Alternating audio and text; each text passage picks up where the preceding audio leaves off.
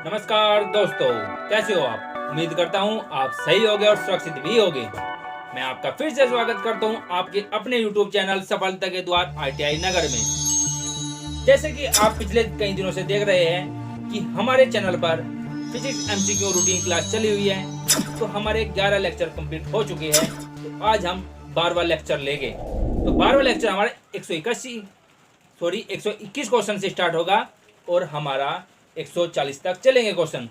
ये ऐसे क्वेश्चन होंगे जो आपके हर एग्जाम में इम्पोर्टेंट होंगे और परीक्षा की दृष्टि से आपके पेपर में आने की उम्मीद होगी। तो आज हम 121 नंबर क्वेश्चन से स्टार्ट करते हैं। क्वेश्चन क्या है कि यदि किसी पिंड को पृथ्वी से 11.2 किलोमीटर प्रति सेकंड के वेग से फेंका जाए तो पिंड पृथ्वी पर कभी नहीं लौटेगा, 2 घंटे बाद लौट आएगा, 24 घंटे बाद लौट आएगा, या कुछ निश्चित नहीं है। आपको बताया है कि मैं कल भी आपको लेक्चर में बताया था कि जो 11.2 किलोमीटर पर सेकंड वैल्यू है, ये आपकी प्लान वेग की वैल्यू है, जिसको हम एस्केप वेलोसिटी बोलते हैं। यह वह वेग है कि अगर हम किसी वस्तु को पृथ्वी सतह से अंतरिक्ष में फेंके तो वह कभी वापस नहीं आएगी लौट करके। तो इस वैल्यू को हम प्लान वेग कहते हैं। तो इसका जो आंसर हो जाएगा पृथ्वी पर कभी नहीं लौटेगी, इसका करेक्ट ऑप्शन हो जाएगा। तो अगर मैं आपको बताऊं कि 11.2 इसकी वैल्यू कैसे आई, इसका फॉर्मूला होता है, एक फॉर्मूला क्या होता है, फॉर्मूला होता है एस्केप वेलोसिटी बराबर √2GR।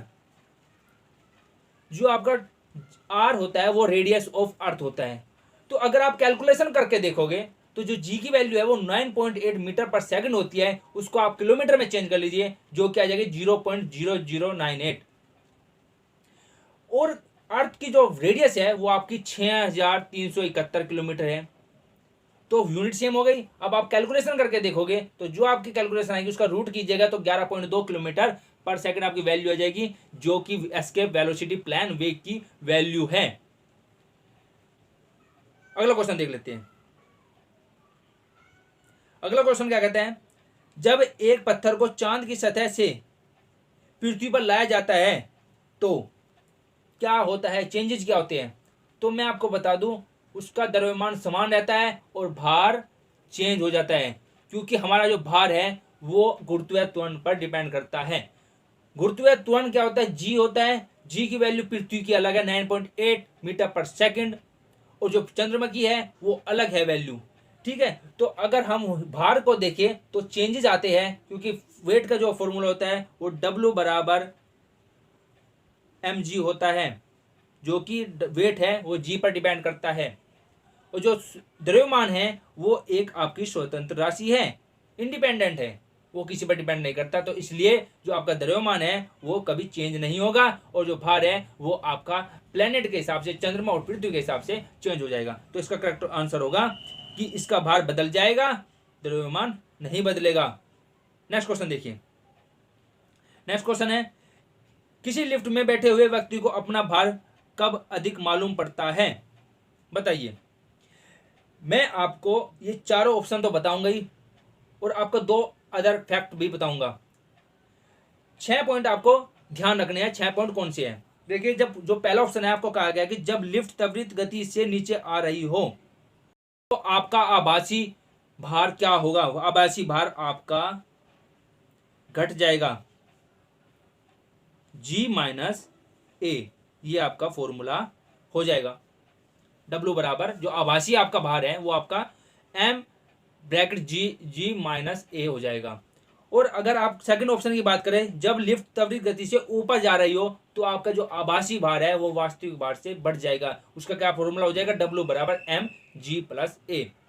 ये आपका तब होगा जब लिफ्ट त्वरित गति से, त्वरित मतलब त्वरण उत्पन्न हो रहा है, एक्सीलरेशन आपका प्रोड्यूस हो रहा है, तो इसके कारण जब ऊपर या नीचे जाएगी तो आपकी ये कंडीशन बनेगी, आपके आभासी भार में डिफरेंस चेंजेस आएंगे।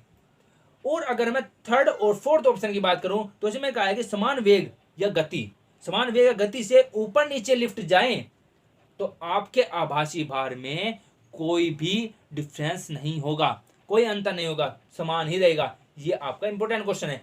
और मैं अगर दो और अदर फैक्ट की बात करूं, तो अगर लिफ्ट, ये तो मैंने अभी बात की त्वरण की, त्वरण से ऊपर नीचे जा रही हो, समान गति से ऊपर नीचे जा रही हो।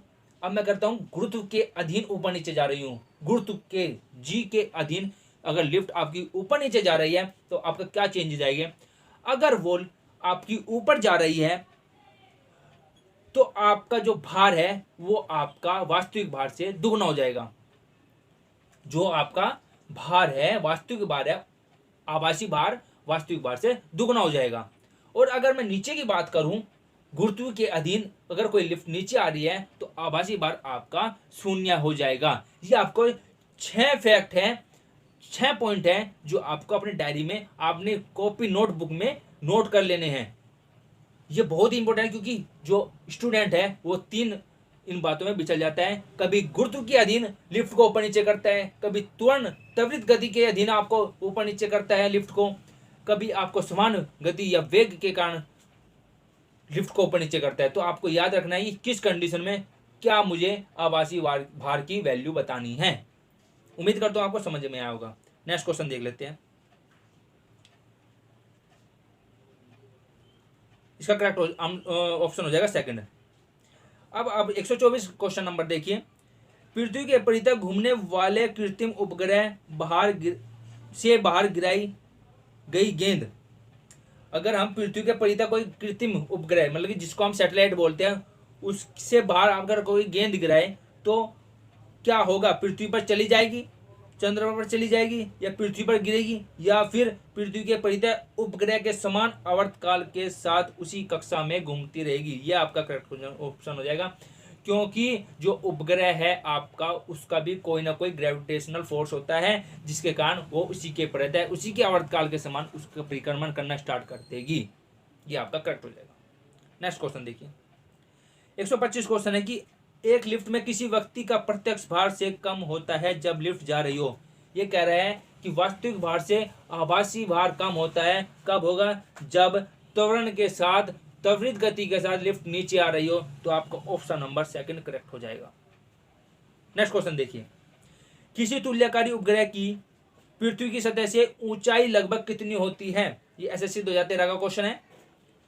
मैं आपको बता दूं, ये भू स्थिर उपग्रह की बात कर रहा है, जियो स्टेशनरी सैटेलाइट की बात कर रहा है। तो अगर मैं आपको बताऊं, भू स्थिर उपग्रह की 3 कंडीशन होती है, जिसे अगर वो फॉलो करता है कोई भी सैटेलाइट तो वो भू स्थिर जियो स्टेशनरी सैटेलाइट की कैटेगरी में आ जाता है। वो कंडीशन कौन कौन सी है।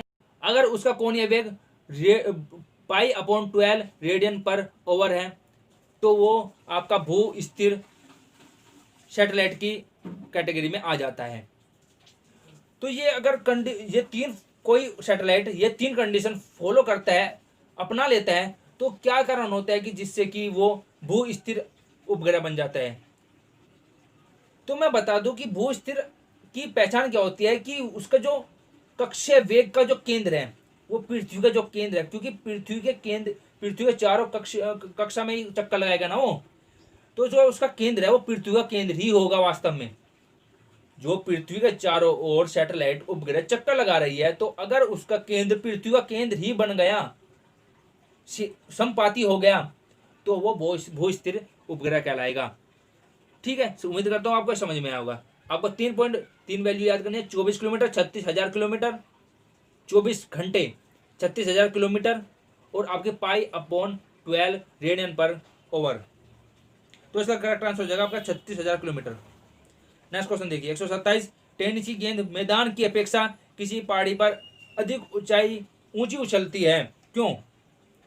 क्योंकि वहां पर आप थर्ड ऑप्शन देखिए, पर्वतों पर पृथ्वी का गुरुत्वीय त्वरण कम हो जाता है। इसका करेक्ट ऑप्शन हो जाएगा कि ऊंचाई के साथ जो आपका पृथ्वी का गुरुत्वीय त्वरण है वो आपका कम हो जाता है। मैं आपको एक सीक्रेट की बात बताऊं, आपको किसी बुक में नहीं मिलेगा।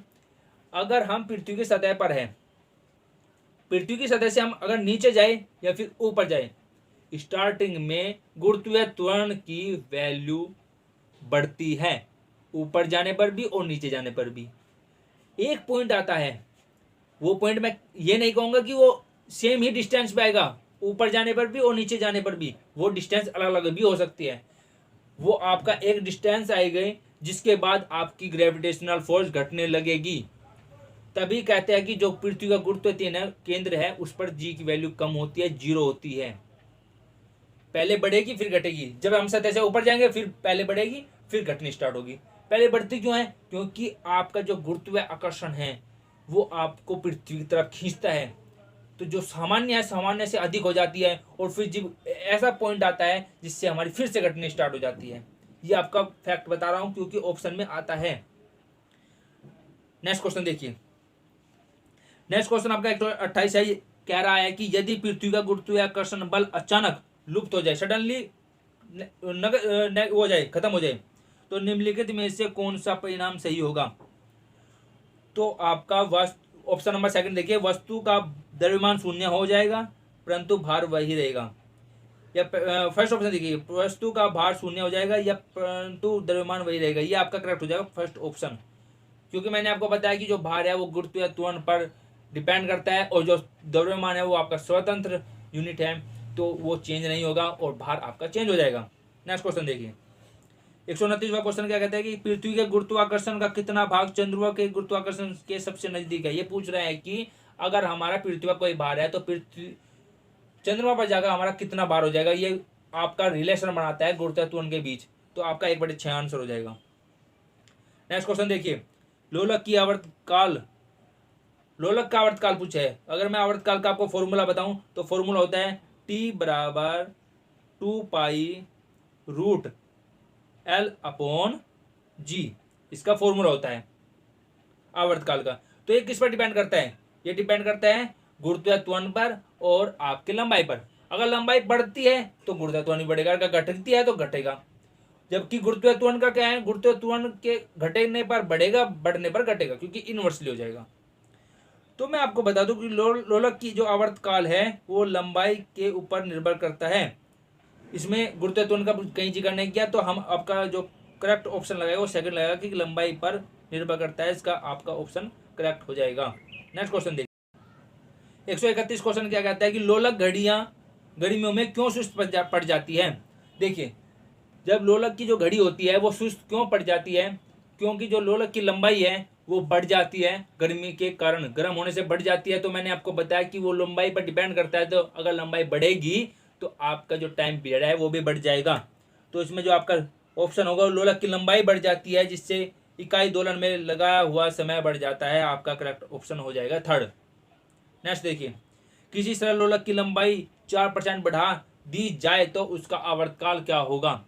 मैंने आपको अभी फॉर्मूला बताया कि 2π√L/G। अगर हम 4% बढ़ाते हैं तो आपका 4% का जो रूट निकल के आएगा, अंडर रूट, वो आपका 2 हो जाएगा, तो 2% बढ़ जाएगी।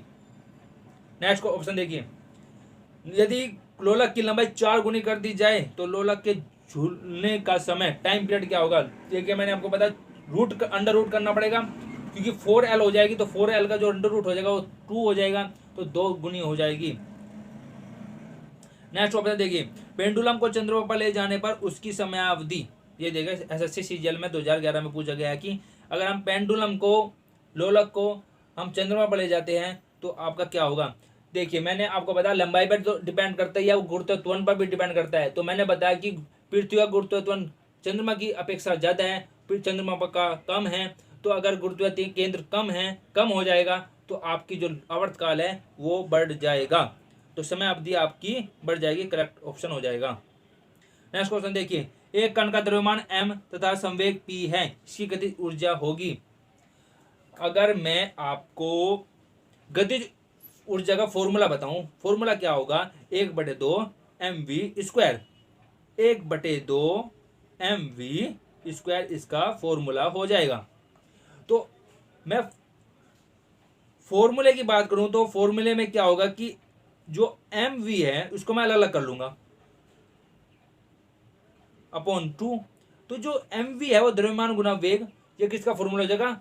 आपका संवेग का। तो मेरा एक संवेग निकल के आ गया और मेरा v/2 बच गया। v/2 बचने के बाद तो हमारा एक संवेग हम लिख लेंगे और v/2 हमारा बच गया। तो v में अगर मैं ऊपर नीचे m की मल्टीप्लाई करूं तो फिर से मेरा द्रव्यमान गुना वेग बन गया, संवेग का फॉर्मूला बन गया। तो मैं p × p लिख दूंगा दोबारा, p × P और नीचे 2m हो जाएगा। तो P इंटू पी क्या हो जाएगा, पी स्क्वायर हो जाएगा अपॉन 2m, इसका फॉर्मूला निकल के आ जाएगा। तो जो इसका करेक्ट ऑप्शन हो जाएगा ये आपका हो जाएगा fourth, P square upon 2m, जहाँ पी संवेग है और m द्रव्यमान है। तो मैंने आपको अच्छी तरह समझाया कि क्या रिलेशन किस तरह निकालना है। नेक्स्ट क्वेश्चन देखिए, हुक का सिद्धांत निम्नलिखित में से किससे संबंधित है। हुक का जो सिद्धांत है वो किससे संबंधित है, इसने प्रत्यास्थता की परिभाषा समझाई हुक ने। इसने बताया कि अगर हम किसी वस्तु पर दाब लगाते हैं, खींचते हैं, तो वो लंबाई बढ़ जाती है, उसकी आकार में चेंज आ जाता है, जिसको हम विकृति कहते हैं, विकृति उसमें चेंज आ जाता है। अगर हम उसको फोर्स को हटा दिया जाए तो वह अपनी अवस्था पुनः प्राप्त कर लेती है।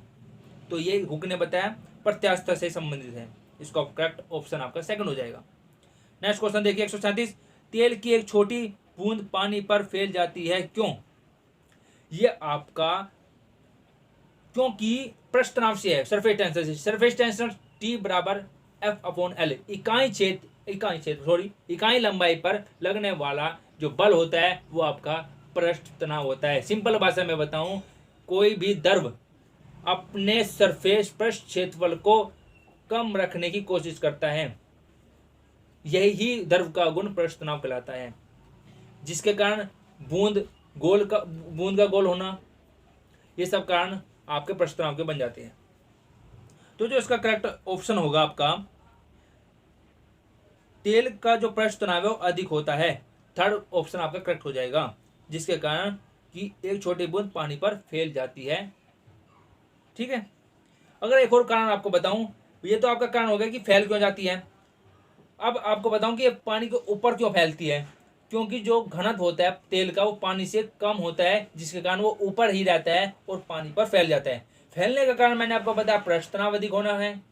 और ऊपर क्यों फैलता है पानी के, वो आपका घनत्व है, क्योंकि इसका घनत्व पानी से कम है तो इसलिए ऊपर फैल जाता है। नेक्स्ट क्वेश्चन देखिए, साबुन द्वारा निर्मलन का क्या सिद्धांत है। ये आपका पृष्ठ तनाव आपका करेक्ट आंसर हो जाएगा कि साबुन द्वारा निर्मलन का जो सिद्धांत है वो आपका पृष्ठ तनाव से संबंधित है। नेक्स्ट क्वेश्चन देखिए, वर्षा की बूंद का आकार गोलाकार किस कारण से होता है। मैंने अभी आपको बताया ये आपका पृष्ठ तनाव के कारण होता है, क्योंकि पृष्ठ की जो द्रव की जो क्वालिटी होती है वो होती है कि मैं अपने सरफेस एरिया को पृष्ठीय क्षेत्रफल को कम से कम बनाए रखूं। तो इसका पृष्ठ तनाव आपका करेक्ट हो जाएगा। लास्ट क्वेश्चन है आज का वीडियो का, एक द्रव बूंद की प्रकृति गोल आकार लेने की होती है, जिसका कारण है SSC 2011 का क्वेश्चन है, ये आपको अभी बताया है पृष्ठ तनाव, इसका सही ऑप्शन हो जाएगा। पृष्ठ तनाव के कारण ही बूंद की जो प्रकृति है, आकार है, वो गोल होता है। आपके आज क्वेश्चन 20 कंप्लीट हो चुके हैं, जो कि परीक्षा की दृष्टि से बहुत ही इंपॉर्टेंट है। उम्मीद करता हूँ आपको यह वीडियो पसंद आई होगी और आपको क्वेश्चन भी अच्छे लगे होंगे। तो अगर आपको ये वीडियो पसंद आई है तो वीडियो को लाइक कीजिए, सब्सक्राइब कीजिए और हमारे अदर वीडियो देखने के लिए, नोटिफिकेशन पाने के लिए आने वाली वीडियो के, हमारे ITI नगर चैनल को सब्सक्राइब कीजिए। और आपको अदर इससे रिलेटेड वीडियो देखनी हो तो हमारी प्लेलिस्ट में जा सकते हैं, वहाँ पे आपको और भी अदर वीडियो से रिलेटेड मिल जाएगी। धन्यवाद, thank you for watching this video. Press the bell icon on the YouTube app and never miss another update.